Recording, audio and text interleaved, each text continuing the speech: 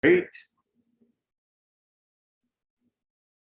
I'm just going to share here. Welcome, everyone. I'll just give you a little bit of background about myself. I am, this is my first computer.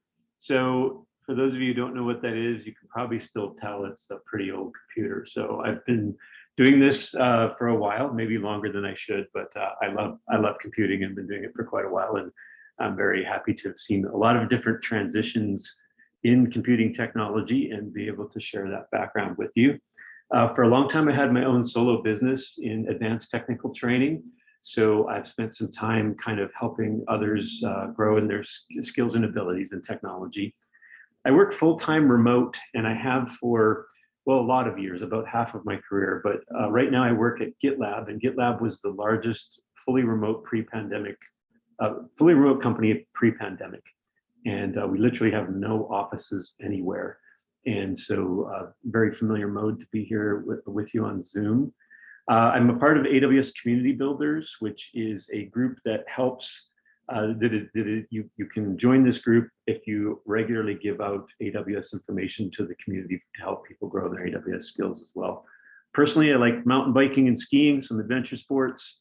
I am originally from British Columbia in Canada. Actually, today I'm in Calgary visiting family, but I've been in the Philly area for many years. And so that's my actual home base.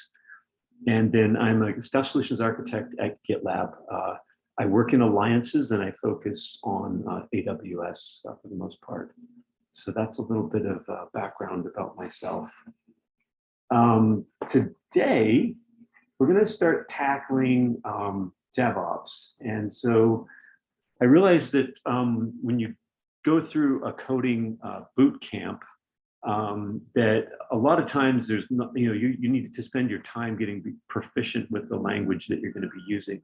So a lot of times there is not the capability to get really deep with some of the other aspects of the computing stack and how we do computing in the modern world.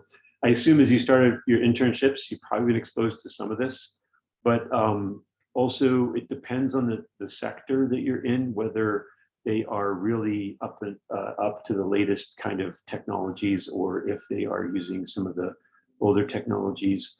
Also, DevOps is not really a technology stack thing. It is much more of a methodology that leads us to use certain technologies in order to implement the methodology, or to implement the methodologies. We change our technology set to match some of the things that we need and want to see. So I just want to share with you another screen here.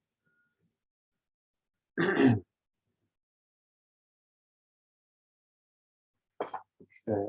so we're going to just kind of go through a little story here, so to speak, and give you a sense of a potential problem. Now, there's some interesting popular what you call novels about DevOps, actually, and I can give you one is called The Unicorn Project. That's the most recent one that you might read, and it kind of goes through a scenario similar to this. So we're going to depict Johan here as working at super sizzling widgets. I'm just going to abbreviate that so that you don't have to wait for me to write it out. And Johan here has finished the final touches on a new feature for using coupons around Christmas time. And so Johan does some local testing, everything looks good. So he pushes it to the environment, and he talks with operations, who is tasked with deploying such things and getting them ready. So he talks with Janelle,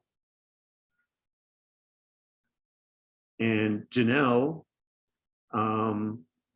makes a few adaptations to make sure that it's ready to go into the operating environment. And initially, the feature doesn't appear at all. So Janelle has to make some changes and finds out that there was a config change that Johan had not shared with her when she went to go to production. So she had to make that config change to make sure that the new feature would appear. So once that feature appeared on the website and people started using it to shop for Christmas, Arna over in ops starts to get some calls that the system is having some serious problems. It's starting to give customers timeout errors and other errors. And so Arna talks to Janelle. Janelle looks more closely and finds out we've exhausted our database connections. So she has to up the database connections in order for this to stabilize and become clean and clear.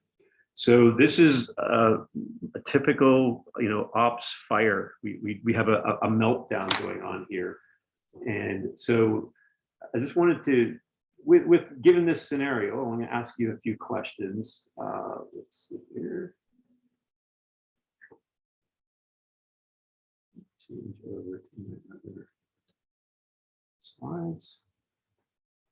So in this meltdown, open question to the class so you can speak out.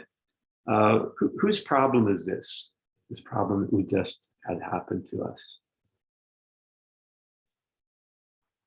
I can't see everyone because I'm screen sharing, but go ahead and just speak out. You don't have to raise your hand to be called on. Everyone's problem. Team, right? What was that? The entire team? Absolutely. So one of the principles of DevOps that you may have come across already is whose paycheck is affected? Well, if the company's having serious problems like this, everyone's paycheck is affected. So it's a strong DevOps principle that we are one overarching team with a focus on our customers.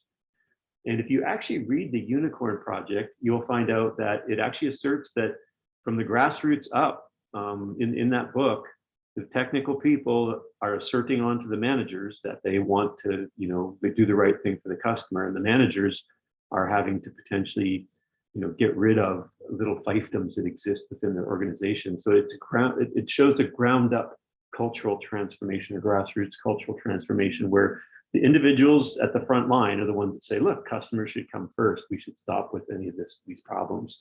And that's not to say that every DevOps transformation has to come from the bottom up, but it's just to say that it can come from the bottom up. You can really be a leader in this area as long as you don't allow yourself to get super frustrated if your ideas are not completely accepted, carte blanche.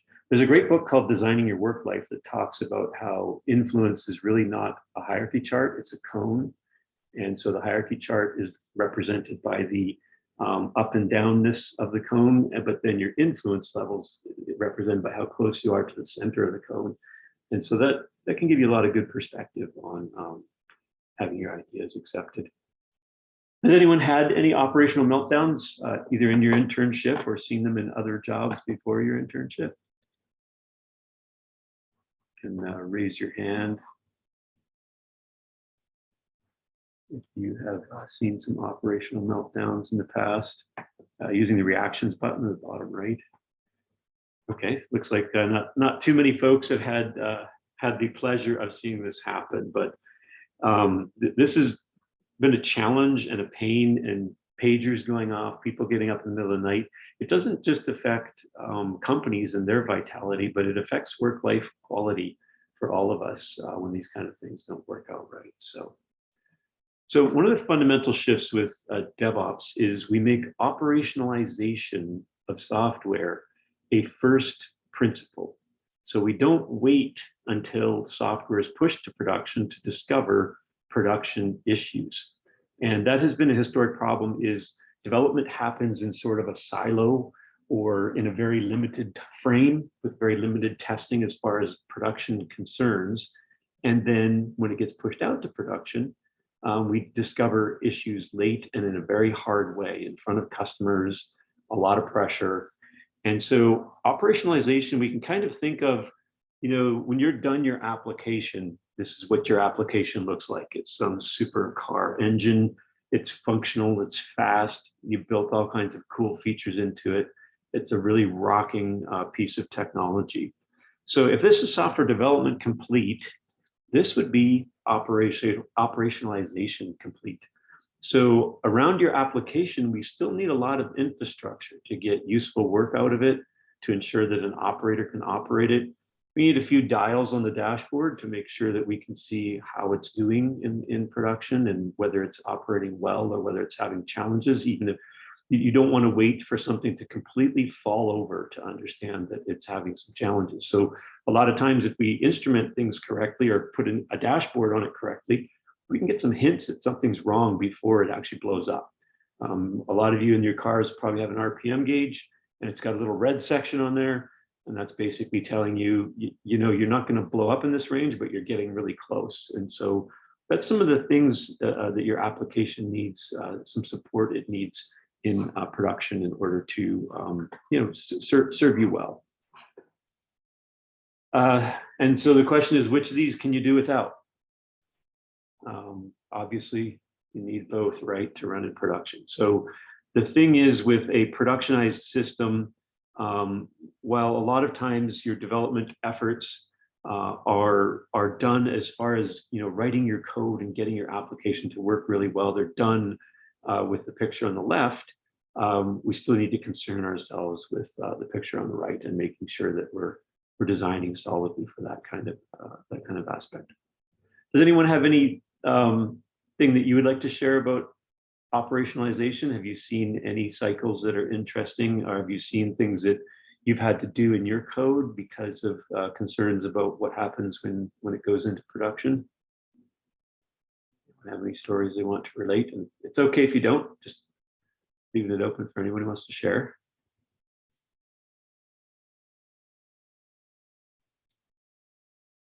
So let's take another look at operationalization. So that was kind of an analogy with the engine picture, but let's picture your application. Let's say these icons, if you're not familiar with them, that's Python, and the whale is Docker. So you've got your application ready to run. It's running in a nice Docker container, and you've tested it, it's passing all of its tests, and you're ready for operationalization. When it comes to technology, we have our software development complete, but now we want to operationalize. And so we'll take a look at some of the, you saw the picture of the car, and there's like a lot of frameworking, there's a lot of wiring that goes on, there's a lot of monitoring capability, there's a steering wheel and a gas pedal to control it. So operational controls are all in place. And when we start to operationalize your application, we need some sort of way to scale it. So Docker containers are great, but they don't automatically, you know, if you deployed your application as a single Docker container and you have more than 5 people, you know, try to use it at once, it'll probably fall over. So we need a way to operationalize it so that that can scale. And in the case of Docker containers, Kubernetes is a common way to do this. There are other ways to do it, but Kubernetes has kind of emerged as the winner, so to speak, in the great sale of trying different ways to scale Docker containers. There are other ways that Kubernetes has a lot of different things you can do with it. You can stand one up on your local computer. You can stand up a generic Kubernetes cluster on hardware, or you can go with the managed Kubernetes clusters that a lot of clouds provide. So they try to make it easier for you to stand up Kubernetes, because Kubernetes ends up being kind of like wiring the whole car. And so it can be kind of challenging to do that if you're not familiar with those motions. Now, within cloud, we automatically want to make sure that this won't go down, right? And so we have something called high availability. That's another concern that we generally manage in the space of operationalization. So in this case, we have 2 availability zones. That's a cloud term for saying data centers. So if you're familiar with hardware data centers, we would have 2 data centers so that if one loses power or some other event happens at that data center that's nasty, maybe it loses its connection to the network, we still have capacity to keep on running automatically. This also implies, in this case, we'll say we're in AWS, but this also implies that when we come in from the outside world, we have some way to make sure that traffic is automatically switched to the working one. And this also, in this case, does some load balancing, which means that we can, however much traffic we have coming in, we evenly split it across different containers so that we're using the right capacity, and we can automatically add capacity in the background. And so if you think about it, your application doesn't have to think about any of these things. You don't have to think about multiple data centers. You don't have to think about, boy, if I get 1,000 people visit me tomorrow, how do I make it, make my application, not fall over? How do I test it for that many users? So when we develop in this way, we're able to do what's called externalization of concerns. So we're able to take these concerns about scalability, even some security concerns.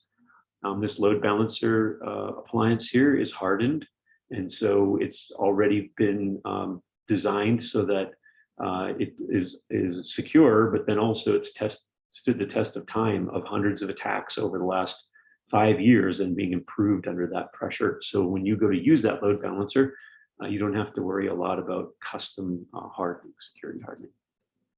So this is what we call software operationalization complete. There's actually one more step here, which is monitoring. So we can hook up monitoring to your application. As long as it obeys a few rules, we can monitor it externally and externalize that concern. So has anyone experienced having your applications wired up to these sort of external concerns in order to make them scale or to be available on the web? Have any of you deployed to the cloud or even to internal technologies where the infrastructure folks are like, hey, we gotta get you set up on a load balancer? You can click a reaction with a thumbs up if you've run into that so far. Okay, looks like a lot of folks haven't dug into the or haven't had to do this yet.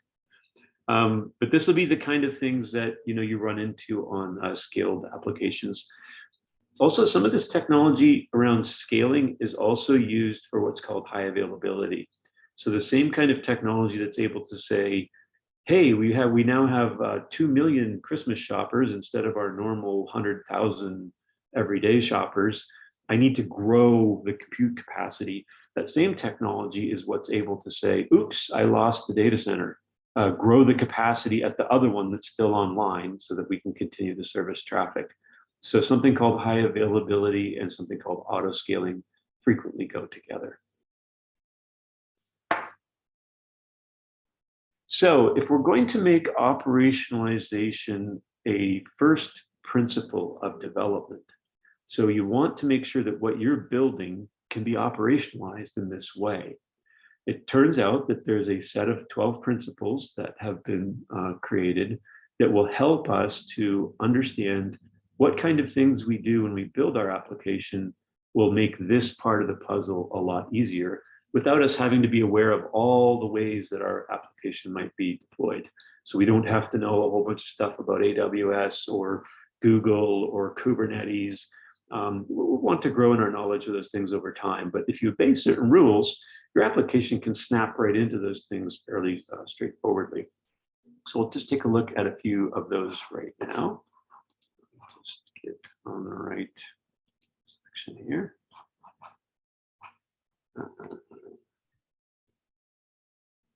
I just remember last hello. I'm sorry.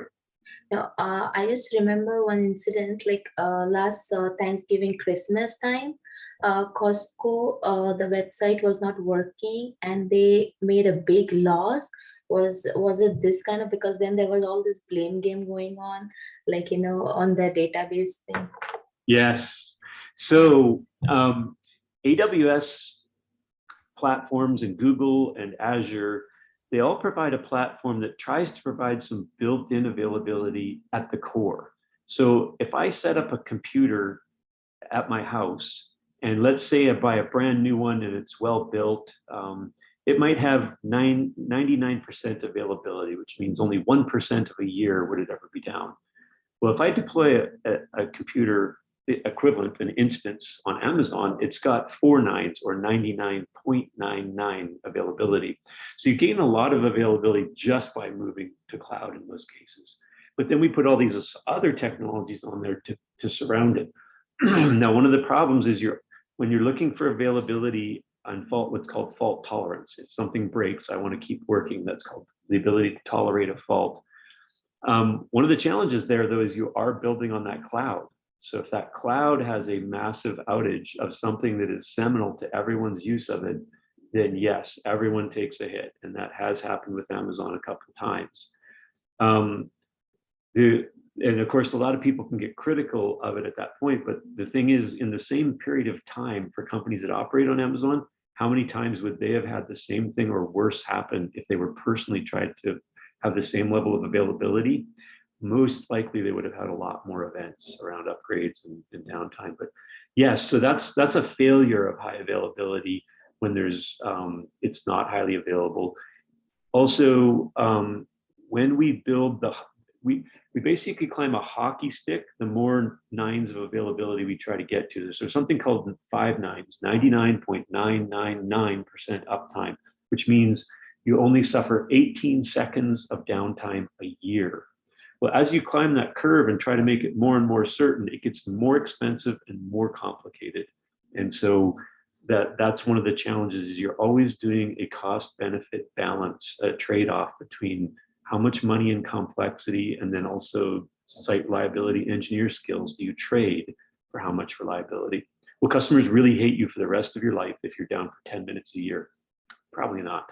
But if you want to eliminate 10 minutes a year, you start to get into some serious costs. So a lot of times that's limited to systems that human life depends on, mission control for space missions or stuff like that.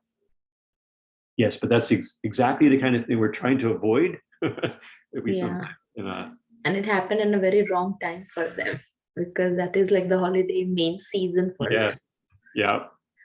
yeah. And one thing, I have a lot of interaction with the teams at Amazon. Like, we have NDAs with Amazon, and we get in some really detailed meetings, and they work extremely hard to make this stuff work. In fact, if you all are interested, you can go to Amazon's reInvent website, sign up for free, and see all the content from the reInvent conference in November. And there's tons of stuff there. One of the sessions was lessons learned from our highest availability data planes. Data planes are where we store our data, and Amazon just goes through, this is the hard lessons we've learned. This is what we now do to make sure that your data is always available and always safe if anything breaks. So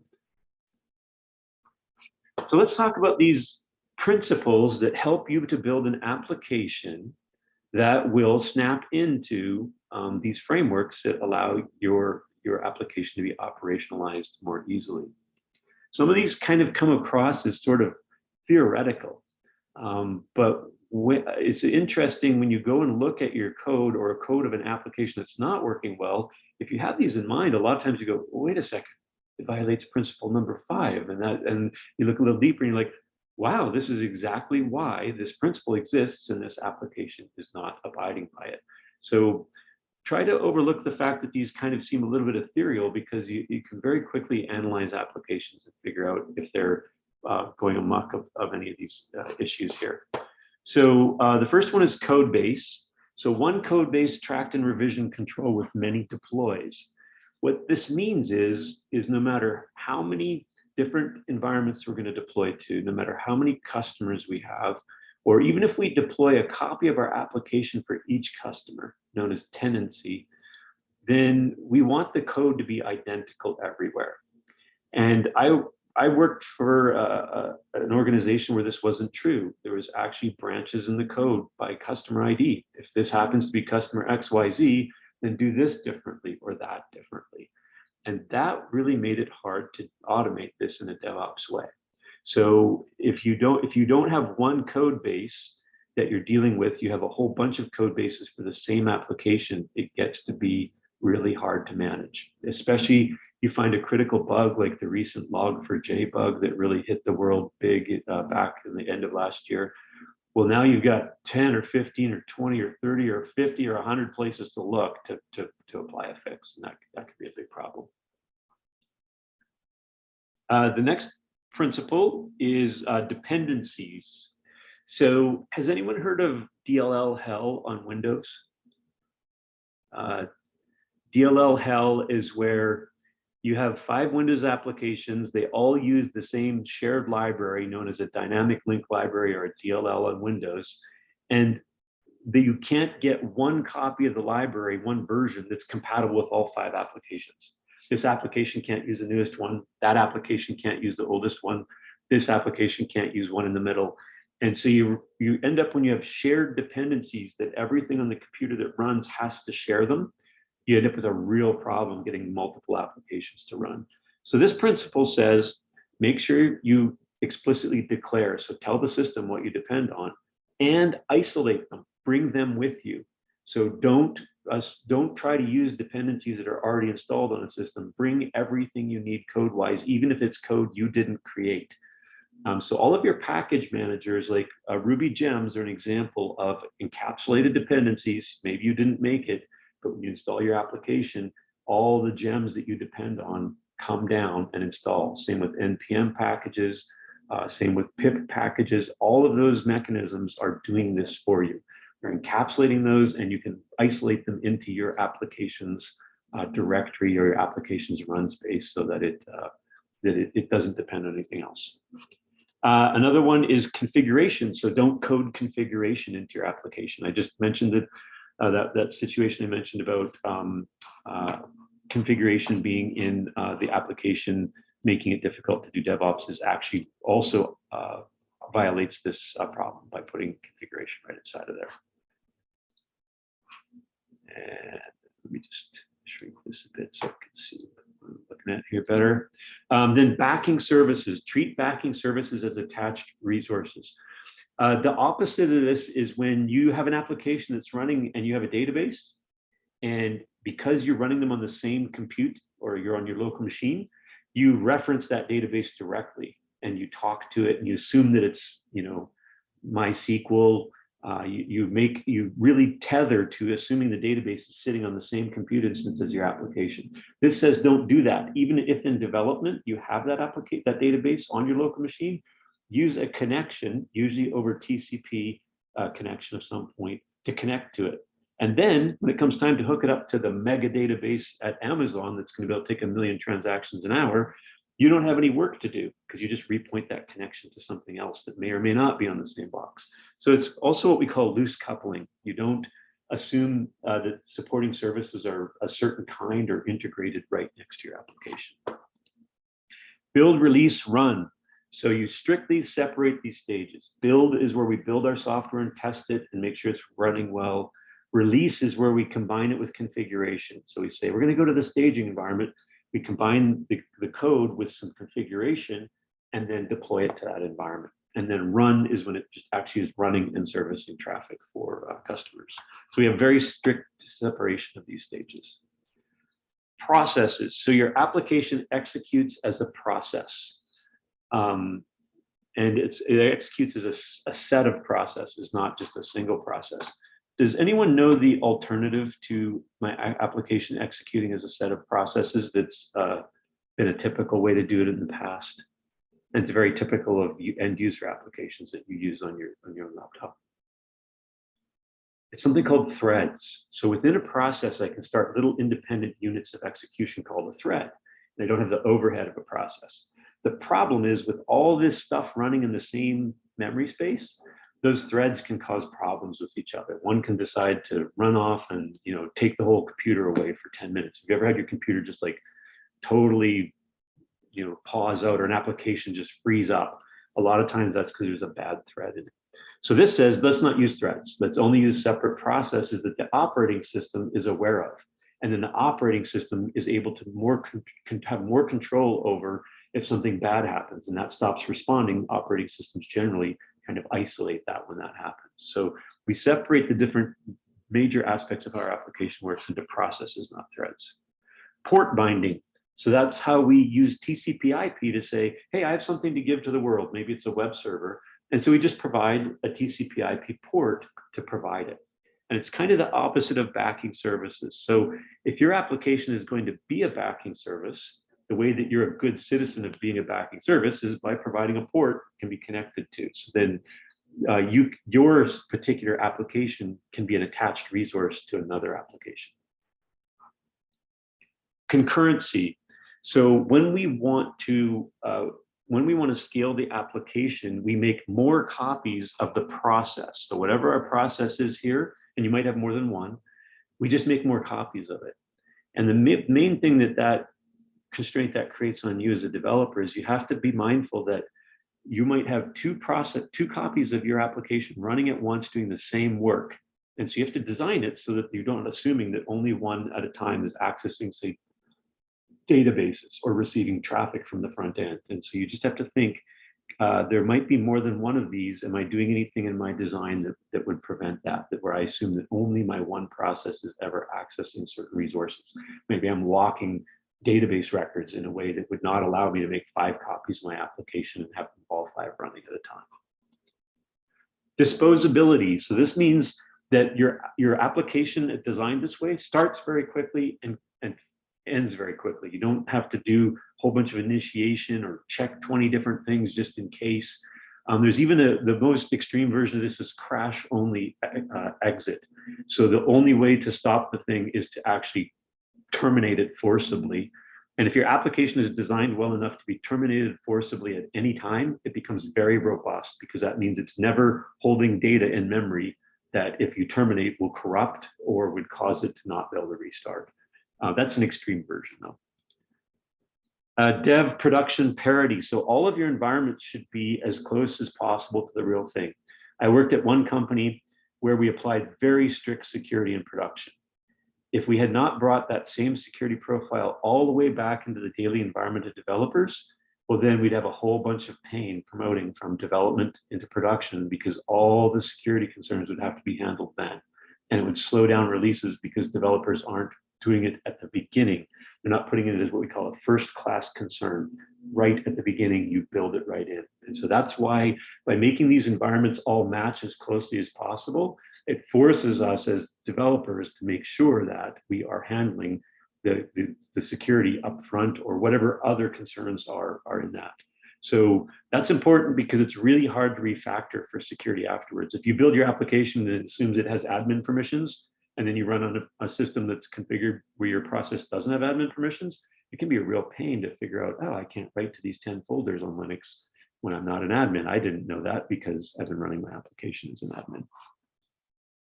Logs, treat logs as event streams. So by allowing our applications to emit an event stream, it allows external monitoring to take that data and to monitor systems for us. And then finally, admin processes. So admin processes should not be integrated with your regular application. And this is because they frequently require special security.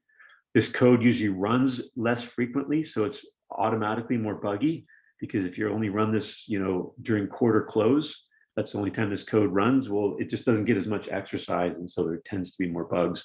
So if you'd work that into the same code that does it every day, 5,000 transactions a minute of the application, you're gaining risk, because you have things that only run once in a while integrated into code that runs just day in, day out, thousands of times a minute.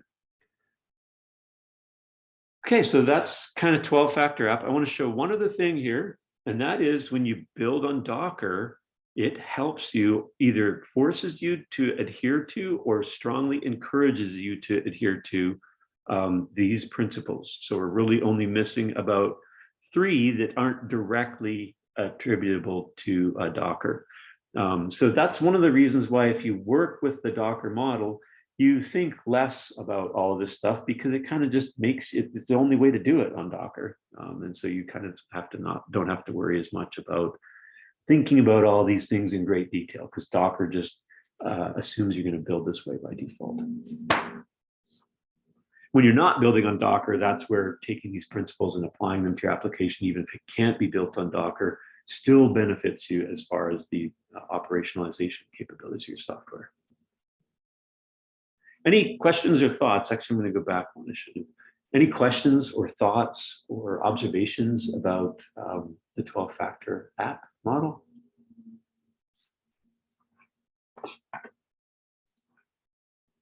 How many of you had heard of it before we started on the class? Had you all studied it? Or, yep, Jasper says, yep, he's heard of it before. Yep. Oh, I'm gonna have a hard time with my North American tongue calling out your names, so please forgive me. Yasmar, I'm so sorry. Just You can feel free to butcher my name whenever you call it out as a, so we're on even keel.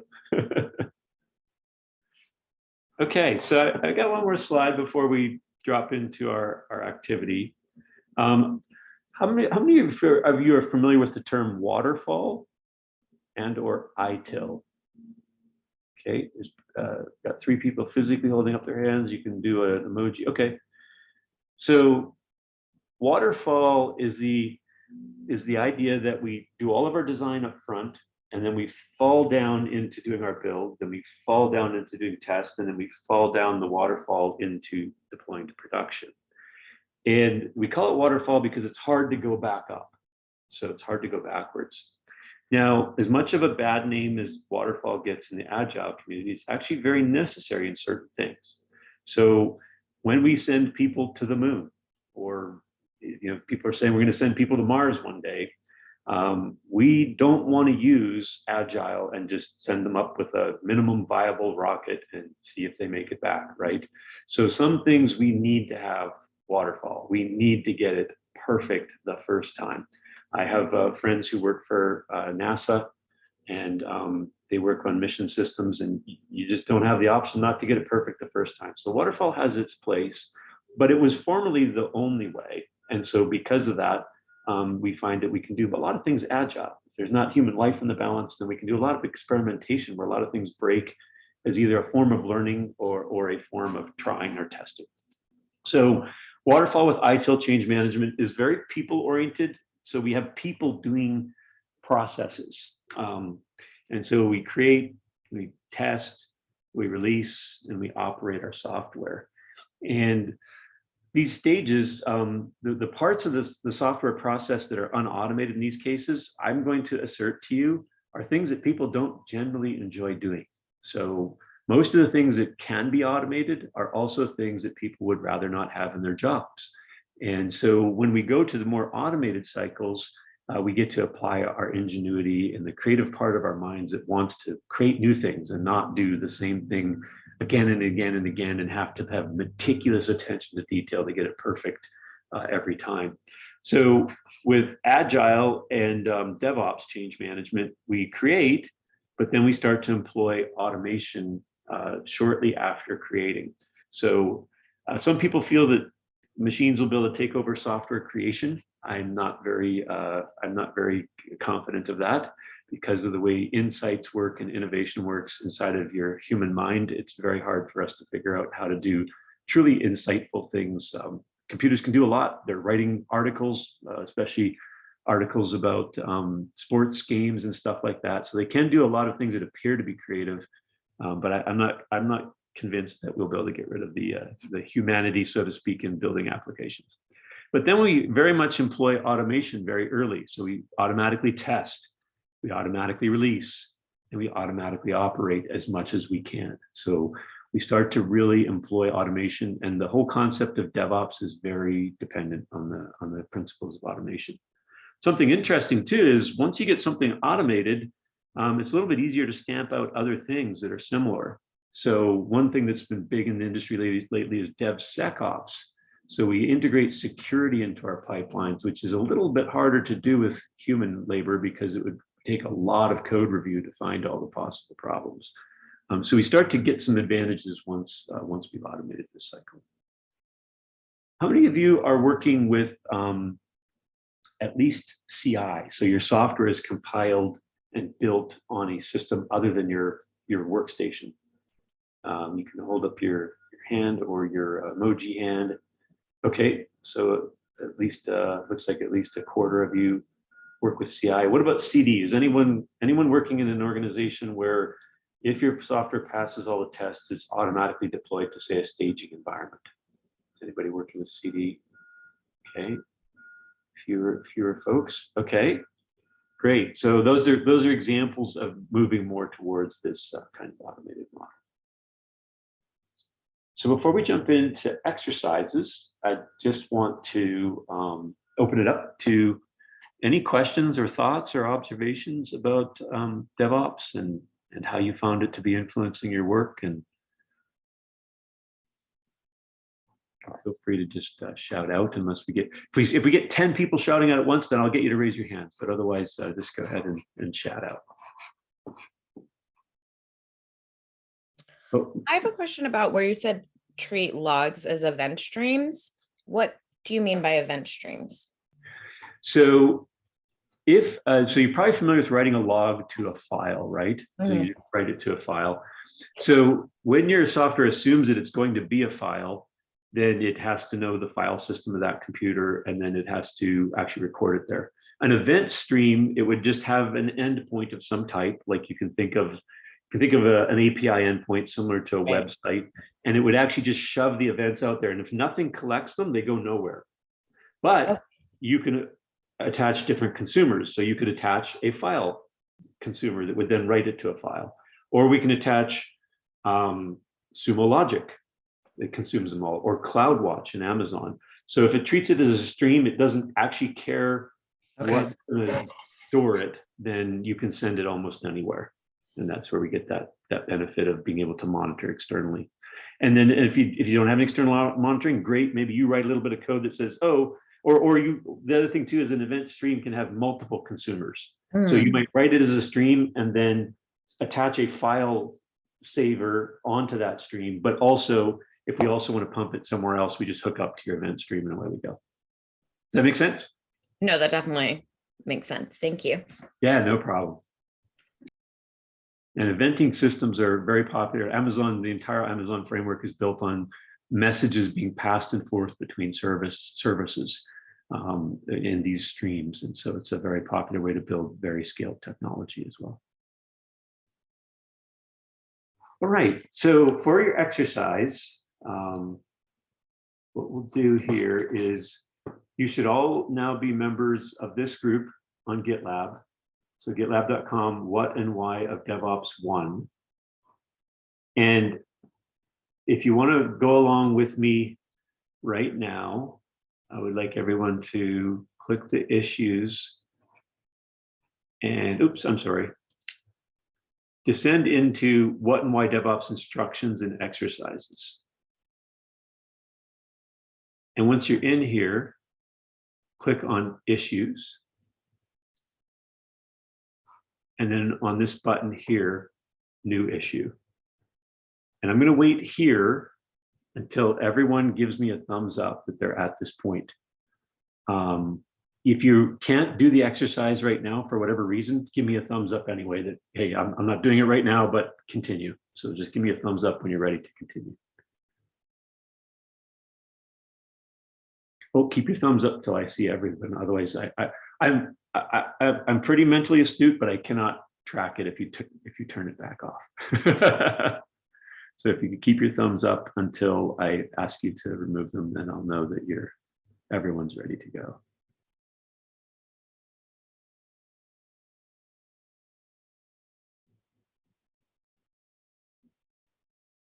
Okay, I'm not sure that we have everyone. Okay, so then under choose a template, pick create and run Dockerized app, and it will fill in some information down here. And then at the top, put your name or your GitLab handle. And then move on this bottom part, move to the top, and I'm just going to copy this like that. So I copied the title at the very top. Most likely this opened at the bottom for you, so you have to slide the slider up to be able to copy this piece. So you want your name on there so we can distinguish, because we're all going to get dumped into one area. And then when you're done with that, down here, click, well, first I'll click assign to me, and then create issue. What this has created for you is an interactive exercise. So these checkboxes are clickable. And so I'll just show you, I'm going to go through the first few steps so you can see what it's like to do this. So Darwin, I'm just sorry, I just saw in the Slack channel, some of the folks who had just shared their IDs right before have not yet been added. Okay, I don't will know. add you as soon as I go through the first part of this demo, and then you can do what we've talked about so far, and I'll definitely help on Slack, or you can shout out in the meeting. Sorry to So- interrupt, just saw Yeah, that. no problem, no problem. And this is also Um, recorded, so everyone, if you want to come back and follow along, you can always do that from the True. recording. Yeah, so I'm gonna back off into, I'm gonna make a new place to store this.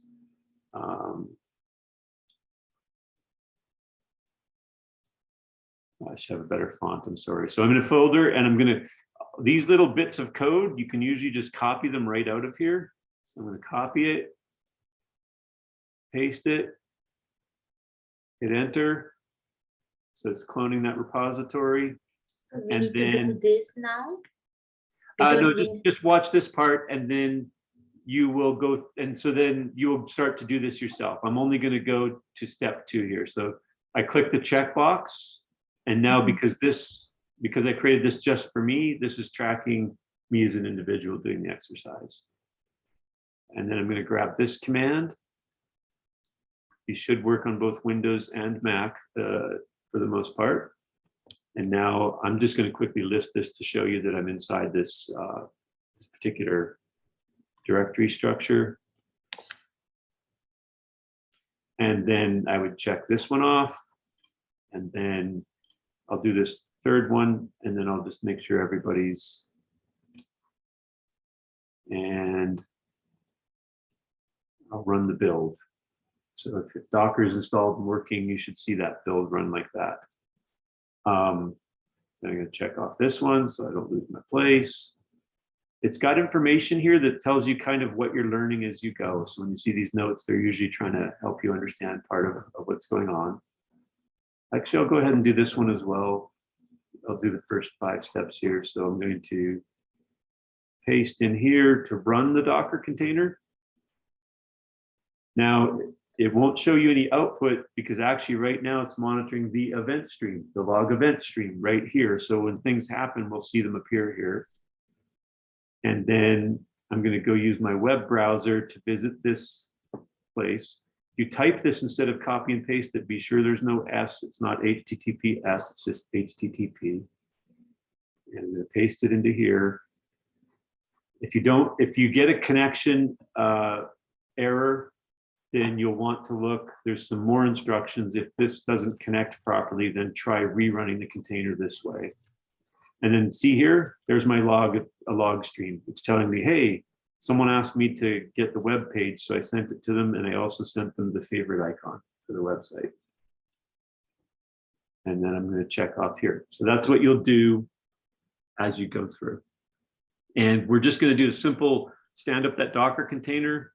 Then we're going to go change the color of the background and redeploy it or restart it. And you'll just get a sense for local Docker development. And we'll do some more advanced development as we go through additional sessions. Any questions before I go to Slack and add those of you who are not added to the project yet? Okay. So just one question. So basically we go to this build and run, and then take these codes and put it in our PowerShell, right? And run them. Correct. Okay. But you and want to create, okay, most of you create an exercise for yourself. Yep. So make sure you create an exercise for yourself by doing new issue up here in the right, and then start working through that individual exercise. And every one of these ones that are gray are actually a piece of code. So you should be able to copy and paste it for the most part. Okay. Okay. Thank you. Okay. And just shout out on the Zoom if you need some help. We might try to use breakout rooms so that we're not disturbing everybody. I'll see if that works very well or not. And I'm just going to go to Zoom right now, or to Slack, and add anyone who's not been added yet. Also, you have to go and confirm when I add you. You have to go find the email address associated with your GitLab ID and confirm the. I believe you have to confirm the addition. Maybe you don't, but you should. Let me drop the group directly in so that you can try clicking it and going straight there. So I'm going to go to our Slack thread, or actually we'll go to Zoom chat. And Darwin, Alex is a master at breakout rooms in. Zoom. Okay, great. We need assistance, so. Oh, thank you. So I just put it in Zoom chat. And then let me see, is anyone, I'm going to go find on Slack the thread that we had.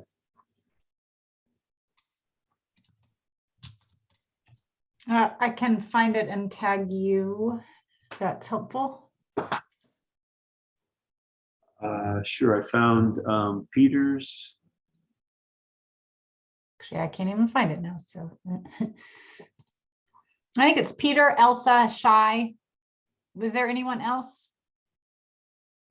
I thought I had added you. 1 second here. Here's I see, I just put in the group. And if you're having problems, please restate your GitLab ID. Otherwise, I have to search through our past conversation to try to find it. So if you feel like you haven't been added, was it Shy 6, I think? Maybe not. Let's see. Oh, yeah, Shy 6.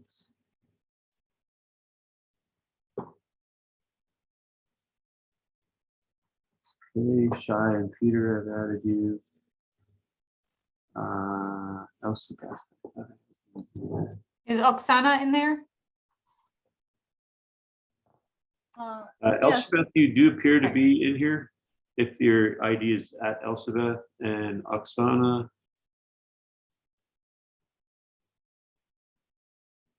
Do I get an invite email or? You should get an email. I'm thinking now you don't have to confirm it. It's just a notification that you're in there now that I'm thinking about it. And then Oksana, let me confirm.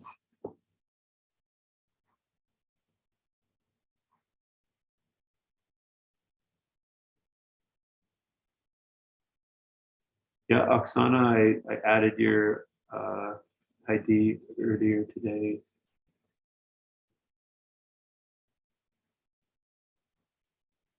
If you're having trouble getting to it, you obviously also have to log into GitLab if you're looking at it in the UI.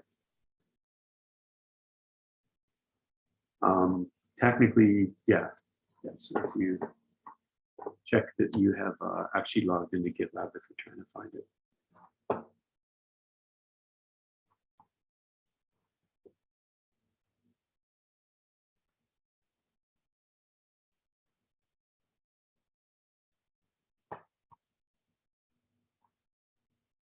You can also, for extra interest, look at the file that's in the, well, you'll be editing the file that's in the source folder. And just notice how simple that is. I found on the web a place that has the simplest possible Python server. And we do that just so that it's very plain to you what's going on. You don't have to dig through tons of files for a complicated application. Obviously, a real application would be a lot more than this kind of hello world approach.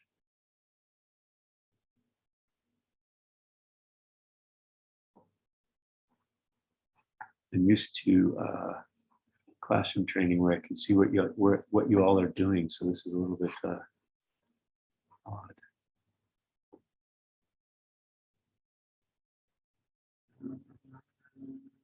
Rachel says Control C is not stopping it. Make sure you click right on the console window before clicking it. Sometimes people just do an Alt tab to switch to the window, and in both Windows and Mac, I think you have to click right on the window with your mouse before you're technically in that context completely. Yeah, it's when else you can terminate the console. I have a question. Did you write out this template and this checklist and everything? Did you do this? Yes. So this. Oh, I love the way that you document code. I'm like, this is like the best documentation I've ever seen. I'm like, oh, I'm glad you enjoy it. And so when I was doing the training, I found out that because it was a solo business, screenshots are super expensive to maintain over the long term. So I Mhm. came up with this kind of syntax that it tries to mimic how your eye follows the screen to Mhm. find stuff. And in that way, I could make exercises that have no screenshots, which is much easier to maintain because if something changes, you can search and replace, and you don't have to stage the software and get the screenshot to the exact spot. And then I'm combining it with GitLab's Markdown and checkbox Markdown capability. I love a markdown. Yeah. Rachel knows. I love a documentation. Yeah. The other cool thing about it is for DevOps. So one thing I tell folks is that anything you can't automate has to become a checklist because that's the equivalent of human code. It has to become a DevOps checklist. Well, this also shows you that in GitLab, and you can do it in GitHub too, a checklist can become, just using these Markdown documents can be your DevOps checklist for doing a cutover or a promotion to production or whatever. So actually, I have a 3-article series on the new stack about using Markdown checklists for DevOps checklists. I would love that if you wanted to drop those in the Slack group at some point. Yeah, sure. I'm sorry, I just love documentation. I know, Rachel, I do. I think it's so cool.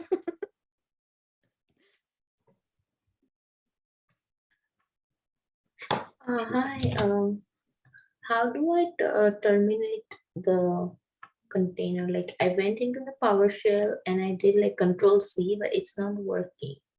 Huh. Yeah, then I would just terminate the entire PowerShell session. So just close it and just open again. Yeah, So, and I believe it'll terminate the container because we've run it in a mode where that container is dependent on that shell staying up. But if it keeps running the container, then you'll have to run a special Docker command to kill it. And that's another way is you can do Docker RM and then the container name. Well, you have to do a Docker PS and see the container and the container name, and then do Docker. I believe it is an RM to delete a running container. But we can confirm if that other method doesn't work. no, now I closed it and I opened again, so it's gone now. Okay. But when I refresh the localhost 1313, it still shows me the same content, like hello world and everything. Okay, then It that should go away, right? yeah, it's still running. So let me open. I'll show you if I open another shell. So I'm screen sharing now. If you want to take a peek, and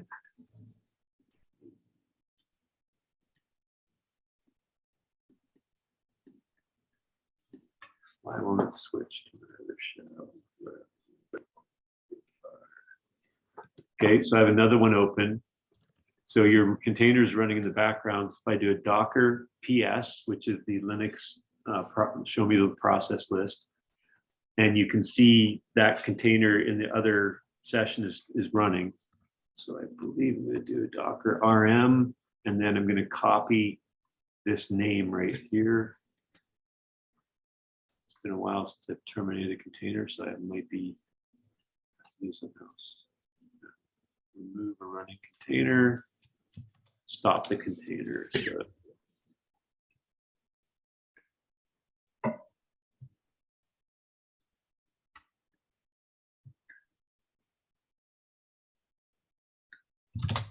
then first you remove the container, then you do stop running. Like yeah, so it technically should be terminatable without doing this.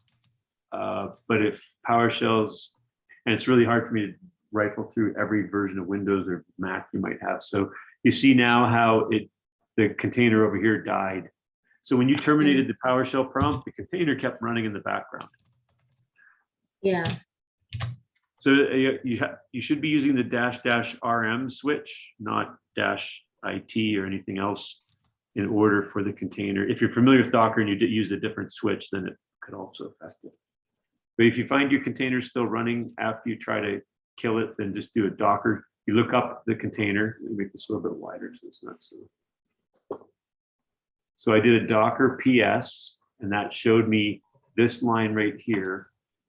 And the very last thing on here is a random name that my container was given. And then I did a Docker stop with that name, and that killed it for sure. What does RM will do? Like, So the different switches are the run mode of the container. So like a -D means detached, and it'll put it in the background, and then you'd only see it if you do a Docker PS. I mean, we wouldn't see the logs. If you do an IT, that's how you enter a container interactively. So you can go inside of a container that's already running, or start a container and have a command prompt inside the container. So you can do a Docker help to find out all the different run modes for containers. But if you're in production and you're trying to, a container is doing something bad, then in order to see what's inside there, you basically get a shell into that container and can see what's going on inside. yeah, this is working fine for me. Like, now it's stopped. Okay, great. Thank you. No problem.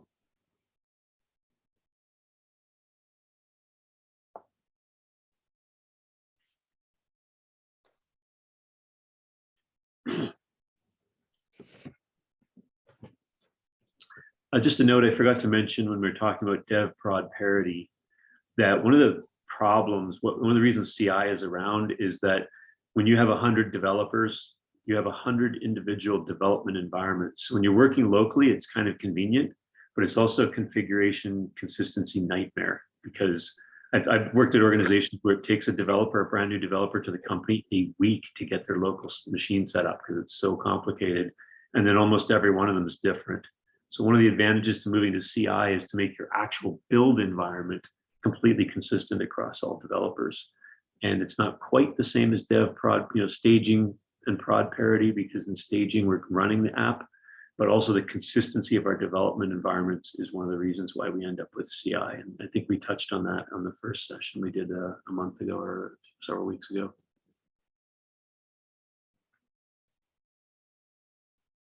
And that's the end for today. So if you have to leave, feel free. We can keep communicating on the Slack channel. I'll support you as much as I can on there too, if you have to do the exercise later or you have to finish it up. I can hang out for another 15, no problem. So for those of you who have flexibility and are still working on it, I'll hang out. And then next week we'll start getting into some more topics. How did everyone feel about today? Did you feel like it was a useful learning experience? That you learned something new or got some new context you hadn't had before? Okay, cool. Looks like most of you are saying that you got some value out of it. That's good. Glad to hear that. It's difficult with such a broad group, and the fact that you're working in internships now, it's difficult to know.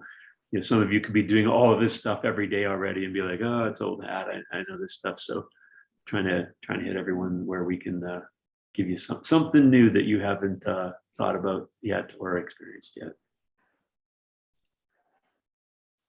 May I ask a question? Like, I have a problem. It's not running. Sure, yeah. Let me share. Can I share? I can't. Go ahead. It's not working. I can share. I don't have a. It You says should like. be able to now. Okay. Oh I yeah. have to it's run, working. but I just wanted to say thank you so much. This was a really great start to the series. Great, glad you enjoyed it. Thanks. Yes. So I See you got next time. there to this one. Docker run p. Can you see that? Oh, it's too small. Teeny. Yeah, Yes, I just can do. So when I got there, like to Docker run, it's no, I got no response. It's like I had to cancel, and I tried this one Docker run around, and okay. Yeah, It's saying that port 13 is already 1313. There's something running on your machine that's already using 1313, I believe. yeah, because I already opened, so I need to close this. Well, no, it means in the background. Do a Docker space PS and see Okay. if there's already a copy running. Okay, Oh, so then do a Docker stop and then that friendly underbar string. So it was running, right? Yeah, in the background. Yep. Okay. So which one I need from here? The Friend. very Okay, end I one. see. I see. Yeah. Yep, there you go. Uh-huh. Okay. Oops. Friendly. Oh. Okay. Hope I got it. And it'll take a second to actually finish up terminating. Okay. So Control C didn't cancel, right? So. And then you should be able to just press up arrow and re-execute your previous attempt. This one. Mm-hmm. Yep. The RM. Okay, maybe that'll work. Okay, it seems to be working. So now you can go check your URL.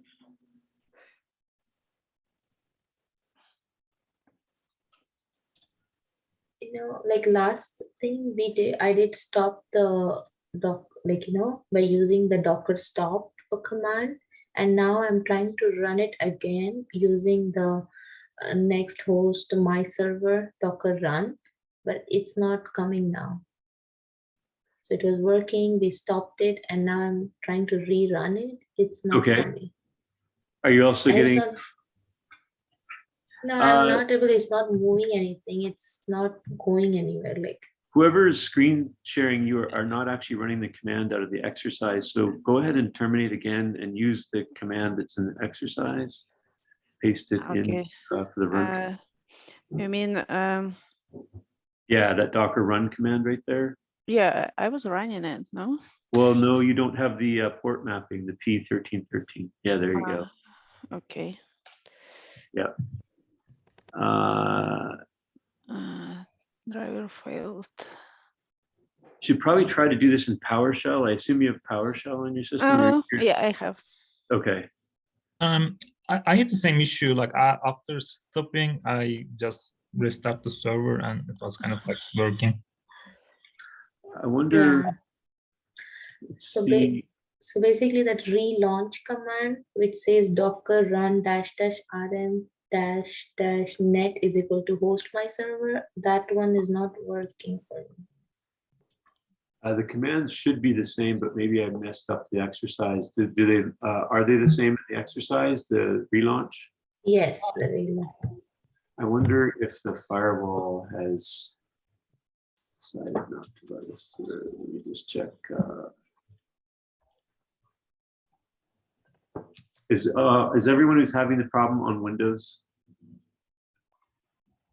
Yes. Okay.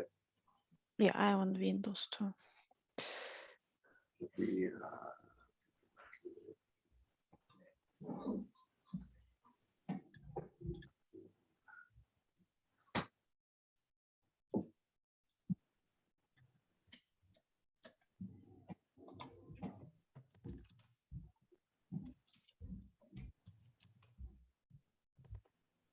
It's not like it's not working, but it's like, it's still loading, kind of like, it's not moving anywhere, and I can't even type anything in it now. I can show you what the screen is if you want. Whoever's having problems, can you tell me what version of Windows you're on? I'm on 11, Windows 11. Okay.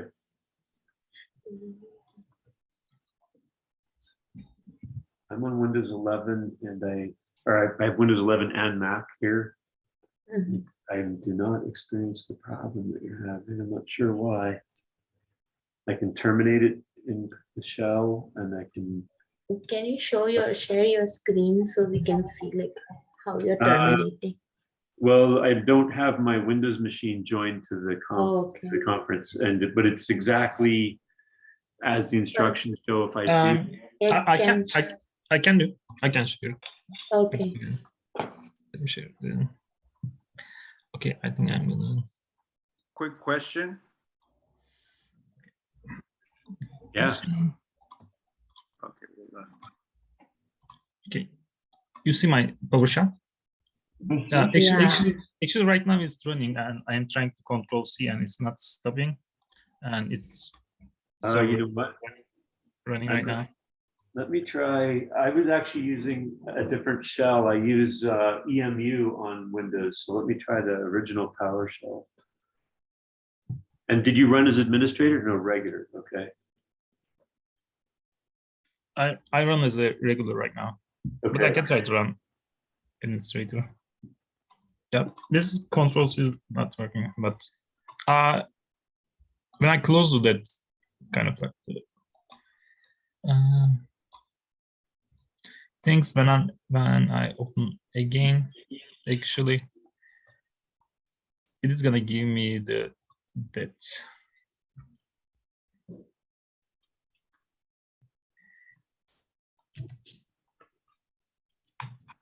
Okay. So do we run it as an administrator? Do we have to run it as administrator? I don't know if Docker will like that, but you. This is Yeah. right now. I'm Amazing. getting the same error.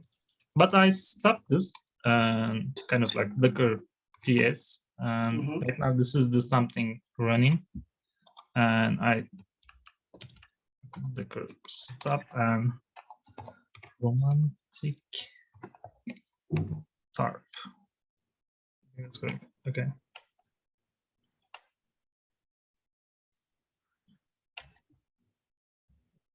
Okay. I don't have the container created because I don't see my name. Okay. Whoever's screen sharing that seems like it's working. There's also Docker kill instead of stop, but don't close it. Go to your web browser and try to access the server. Oh, okay. If you close it, it could probably kill it.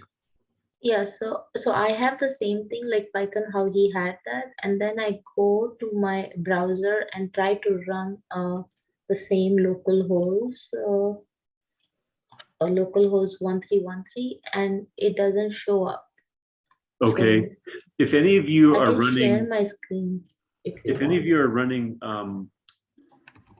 antivirus that has firewalling in it, it could get in the way. The machine I'm using just has the standard Windows firewall, and so Yeah. it doesn't get in the way. You know what? Go to another prompt, and do you have curl or wget? Probably not. Let me think here. Go to a PowerShell prompt.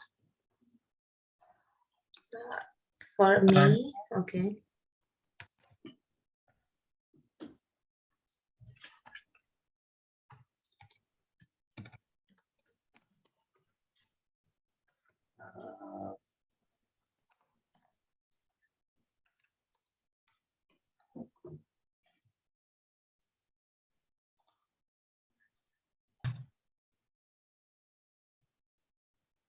And then let me just test this real quick.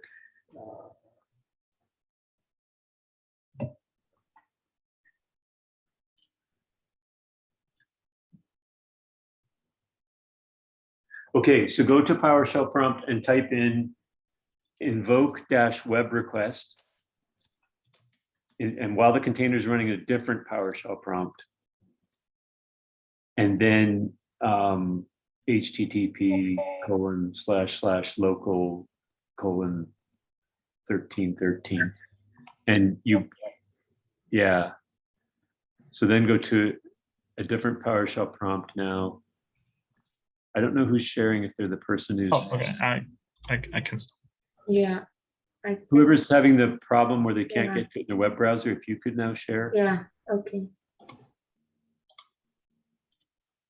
Okay, so this is the Okay. command, and here is.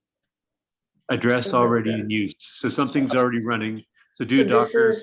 this is what my server this is running, but then when I come here in the localhost, it's not showing. Okay. So now do in that same browser, do invoke-web request. No, all one word. Sorry, not a. Yeah, there you go. And then paste in your local HTTP localhost. So should I? Do a should I- space. Yeah, do a space and then paste in that same address. Yep, there you go. Okay, yeah. And see what we get. Nope. This is, oh, yeah. Yeah, it's probably firewall software. Yeah, but I don't have any antivirus in this computer. Like So whatever the Windows one is, that is fine. bring back your command that launched the Docker container. Okay, so Oh wait, you use. this one. Okay, so the first one didn't work either. The first one worked, and then remember Oh. I did like Docker stop thing, so it stopped, and now everything was stopped. And then I said like I have to do relaunch, so I tried this one. Yeah. Okay. And then this one is not coming. Okay, so let's stop this container with Docker. Okay, yeah. Docker stop, and then that name up there. Docker stop. This name, right? Yeah.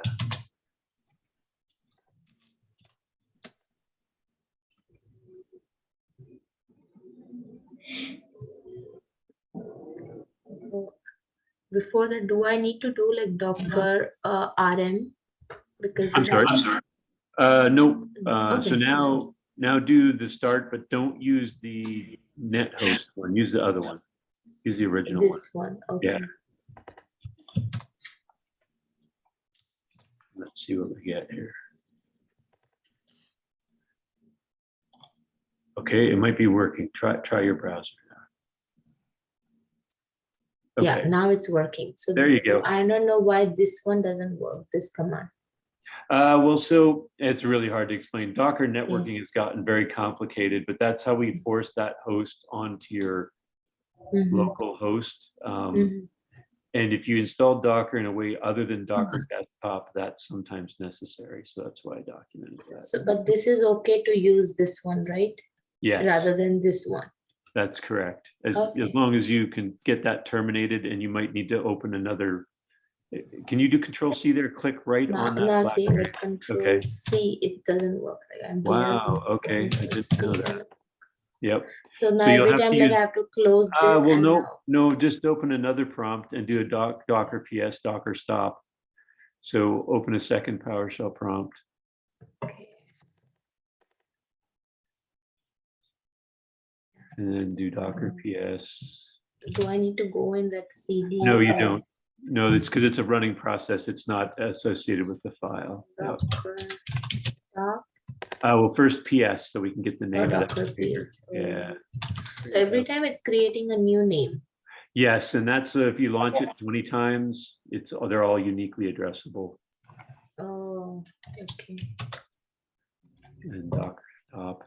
And everyone should know that if Docker stop doesn't work, you can do Docker kill, which is it's kind of just forcibly terminates it.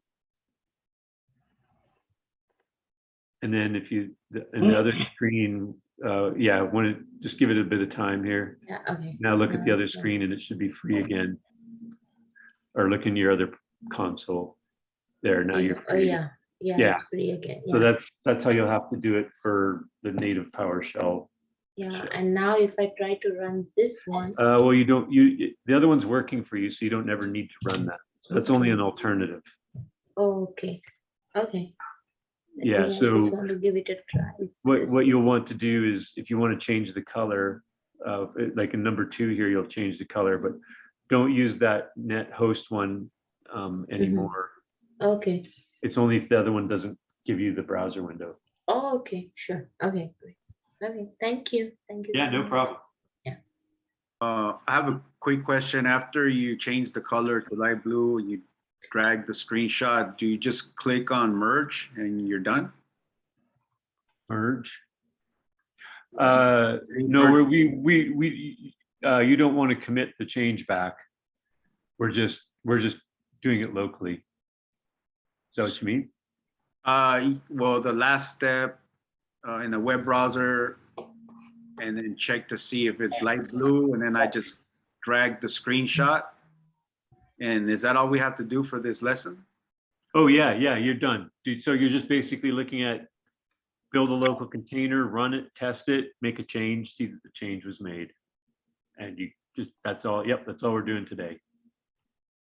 Okay, so we're not merging anything or anything like that, right? No, in future exercises, we'll start working as a group off of one repository and make branches and see how those go through CI and how they get built and all of that. But today we're just doing the local thing. Yeah, so all done. And so that's it. Yep. Like, I can see here that you have this all in the. Yeah, and that's actually